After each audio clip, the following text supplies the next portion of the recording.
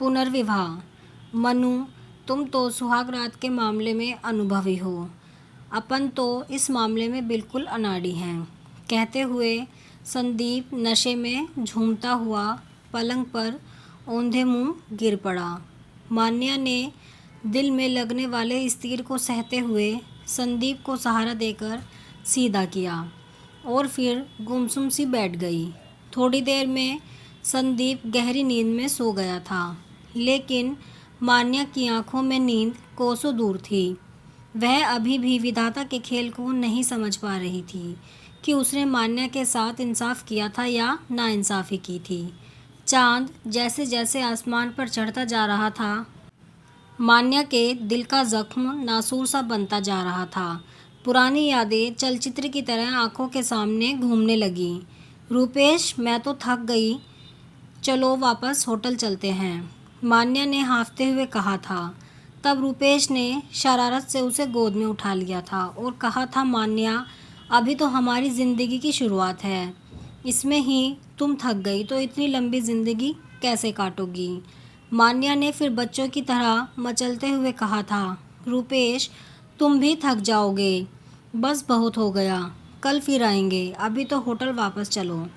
रूपेश ने मान्या का सिर अपने कंधे पर रखकर सहारा दिया और दोनों गुमसुम से होटल लौटने लगे।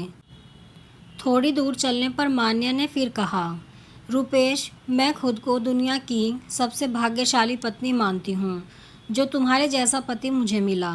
इतना प्यार करने वाले मम्मी पापा, बंगला, पैसा, तुम्हारा इतना बड़ा कारोबार, क्या ये सब कुछ मुझे सहज ही नहीं मिल गया तुमसे शादी करके।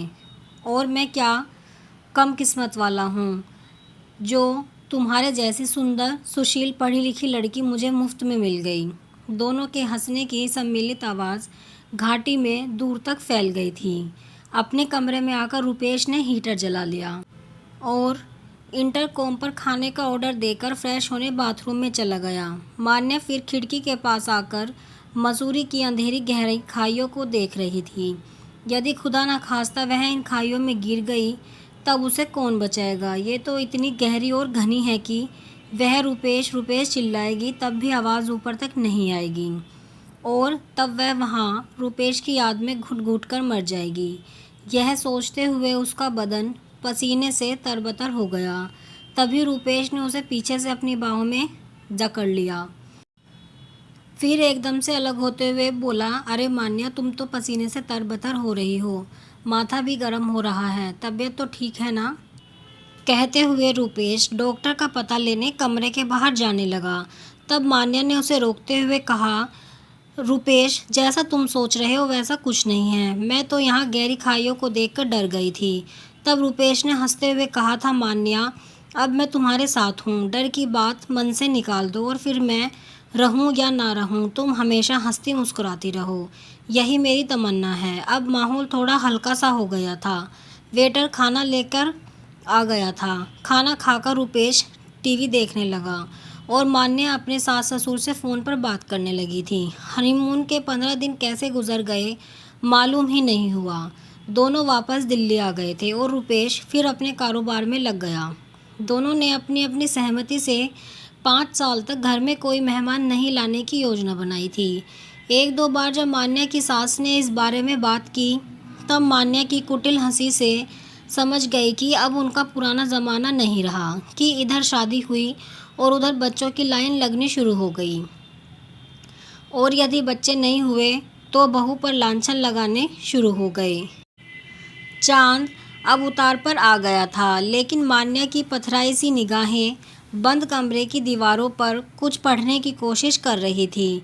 जीवन कितना क्षणभंगुर है, इसका एहसास उसे तब हुआ जब लंदन से वापस आने वाली फ़्लाइट के क्रैश हो जाने से रूपेश उससे बिछड़ गया था। सब कुछ जैसे रूपेश के साथ चला गया। बड़ा घर, सुविधा, आराम की सब चीज़ें मान्या को काटने दौड़ती थी। एक दिन रूपेश के पिताजी देवेंद्र खन्ना ने मान्या से कहा, बेटी, ये ज़िंदगी बहुत लंबी है, तुम्हें मैं आंसू बहाते देखता हूँ तो मेरा कलेजा मुंह में आ जाता है। मैं चाहता हूँ कि तुम्हारी शादी करके हम तुम्हारे जीवन को फिर से खुशियों से भर दें। लेकिन मान्या इस स्थिति को स्वीकारने के लिए दिल से तैयार नहीं थी। वह चाहती थी कि रुपेश की याद के सहारे पूरी जिंदगी काट दे।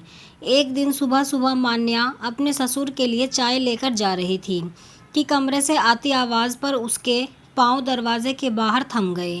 कंपनी के वकील कह रहे थे, खन्ना साहब, कानूनी तौर पर आपकी पुत्रवधू उस कारोबार और संपत्ति की हकदार है। यदि आप चाहते हैं कि आपके लड़के के नहीं रहने पर मान्या कानूनी तौर पर संपत्ति और कारोबार की हकदार नहीं रहे, तो मान्या की शादी कर दें। इस पर खन्ना साहब बोले, वकील साहब, मैं भी यही चाहता हूं कि मान्या की शादी कर दूं। इससे समाज में मेरा नाम भी हो जाएगा कि मैंने अपनी पुत्रवधू को अपनी पुत्री के समान समझते हुए उसका घर बिना किन्हीं पूर्वाग्रहों के बसाया। फिर दोनों की ज़ोर से हंसने की आवाज़ बाहर आई।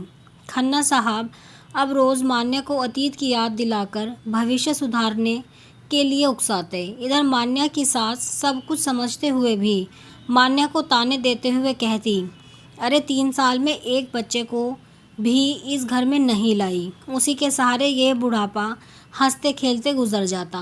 कैसी मनहूस लड़की से मैंने रुपेश की शादी की थी।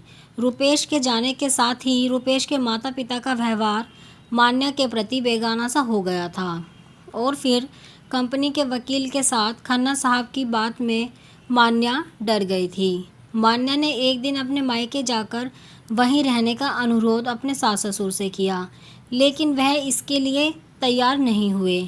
आखिर सब तरफ से हार कर मान्या ने खन्ना साहब को अपनी दूसरी शादी की सहमति दे दी और एक साथ समारोह में मान्या की शादी संदीप के साथ हो गई। आप कमेंट में ज़रूर बताएं कि आपको ये कहानी कैसी लगी है।